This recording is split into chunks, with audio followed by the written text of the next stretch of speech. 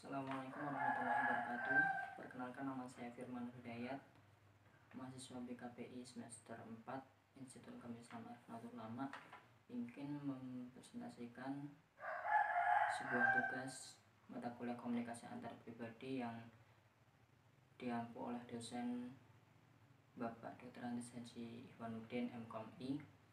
Di sini saya dan teman-teman saya dari kelompok 7 yang beranggotakan teman saya dari nama saya sendiri Firman Hidayat, yang kedua Putra Amanda Wibil, dan yang ketiga Sita Masito.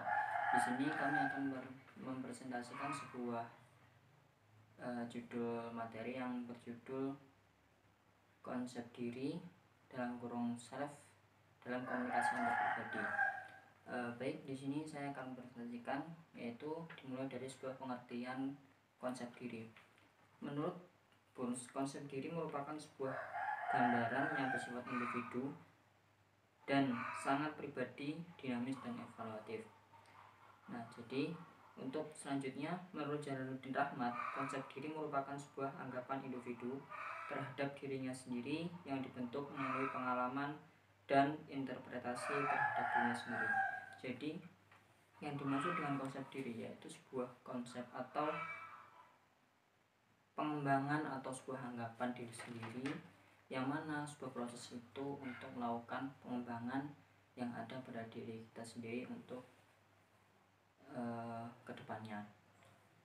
Untuk yang kedua kalinya, yaitu di dalam konsep diri itu ada beberapa langkah atau tipe. Yang pertama yaitu diri ideal atau disebut dengan self ideal, merupakan sebuah impian, harapan, dan visi yang mana semua itu terbentuk dari sebuah kebaikan. Jadi yang dimaksud dengan self ideal itu sebuah visi atau rencana itu yang dibentuk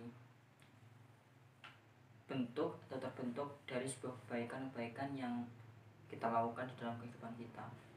Untuk selanjutnya yaitu citra diri atau self image.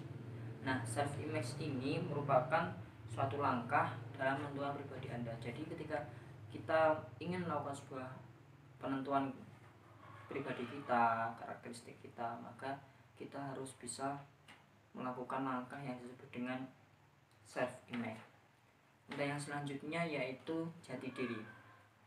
Jati diri yaitu sebuah tingkah atau langkah untuk menyukai diri sendiri. Nah, jadi yang dimaksud untuk menyukai diri sendiri itu agar kita itu menemukan apa yang kita sukai dan kita bisa mengembangkan diri sendiri dari lantaran apa yang telah kita sukai tersebut. Nah, jadi seperti itu. Untuk selanjutnya yaitu macam-macam konsep diri. Di dalam macam-macam konsep diri itu ada dua. Yang pertama konsep diri positif dan konsep diri negatif. Yang pertama konsep diri positif yaitu merupakan sebuah konsep di mana sebuah konsep itu dilakukan secara pemikiran yang positif. Ya, dari kelakuan kita, dari pola pikir kita, yang mana semua hal itu dilakukan dalam rangka menciptakan atau mencetak sebuah pribadi yang baik ke depannya.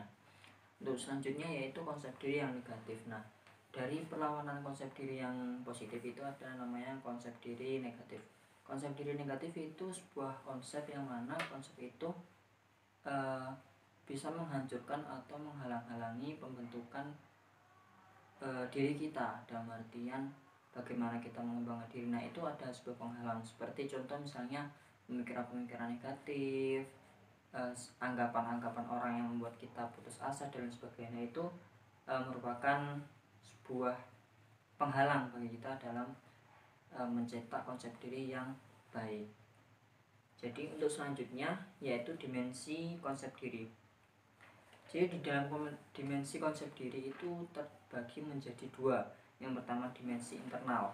Nah, apa yang dimaksud sebuah dimensi internal yaitu dimensi internal merupakan sebuah pemikiran diri sendiri yang itu digabungkan dari dunia. Nah, jadi maksudnya bagaimana? Ketika kita melakukan pemikiran diri sendiri itu digabungkan dengan bagaimana sikap kita kepada dunia. Nah, itu dari sendiri dan langkah kita, bagaimana keadaan kita dengan dunia, seperti itu. Nah, untuk itu yang dimensi internal. Untuk yang dimensi eksternal, yaitu merupakan penilaian hubungan diri sendiri dengan aktivitas sosial. Jadi di dalam dimensi eksternal itu kita melakukan sebuah penilaian, yang mana penilaian itu mengarah pada dari diri kita kepada